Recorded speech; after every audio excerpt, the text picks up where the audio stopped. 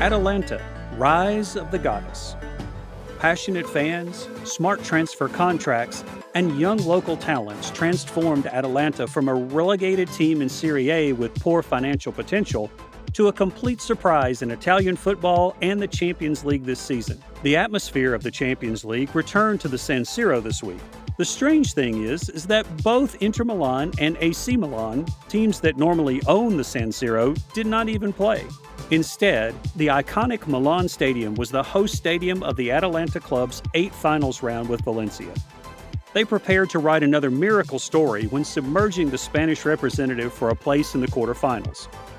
This is the first Champions League campaign of the Bergamo region club in their history. Competing for a position in the Champions League quarterfinals is the latest chapter in Atalanta's strong and unexpected rise. It is a miracle because Atalanta is not a famous name or a potential candidate in Serie A. 5 years ago, Atalanta survived the possibility of relegation after finishing 17th in their chart. In recent years, they've been a regular Italian representative on the European football stage. With their home field, Stadio Atleti Azzurri d'Italia, failing to meet UEFA standards, Atalanta fans have had to travel more than 50 kilometers toward the San Siro for one of the biggest matches in the team's history.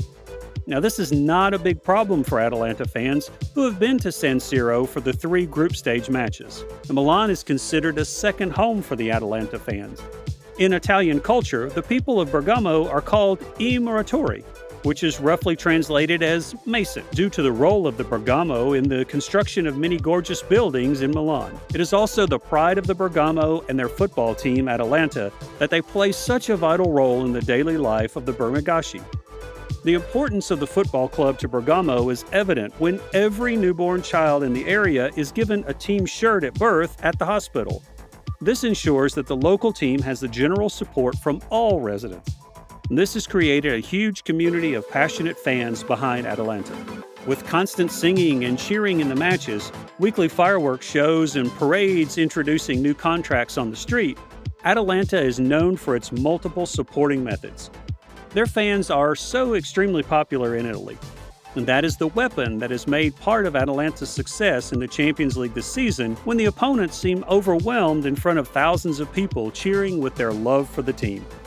One of the avid fans has been considered the architect for the rise of the Goddess, which is Atalanta's nickname. It is technical director Giacomo Sartori, a former professional player who has played for AC Milan, Sampdoria, and Chievo. He joined Atalanta's management committee in 2014 and became part of the rise. Sartori made a brave decision to replace Eduardo Rea with current coach Gianpiero Gasperini in 2016. Even though the club ended the 2015-2016 season in 13th place in Serie A. However, the contract of Gasperini has written historic milestones, not only in Serie A, but also in the European arena. The 62-year-old strategist led Atalanta to 4th place in Serie A and a place in the Europa League for the first time.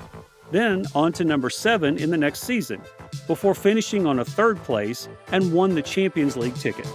Now, Atalanta is writing a fairy tale story in the Champions League with a place in the quarterfinals after their win over Valencia.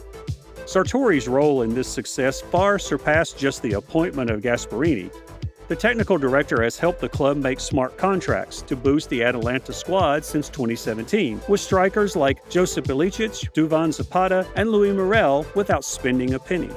Along with captain Pau Gomez, all 3 factors are part of the team's attacking strength. Zapata, who is struggling with a knee injury this season, has shown his ability to score by scoring 23 goals in 37 matches for Atalanta last season. Meanwhile, Ilicic and Muriel possess the team's best goal performance. Mario Pasalic has also scored 7 goals for Atalanta in all competitions. And these are also the factors that contributed to the submerging of Valencia. Atalanta's clever additions have paid off, especially this season.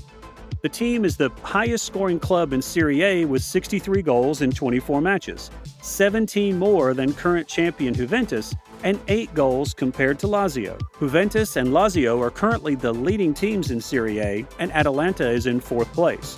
But more importantly, Atalanta continues to shock Serie A and Europe with destructive victories.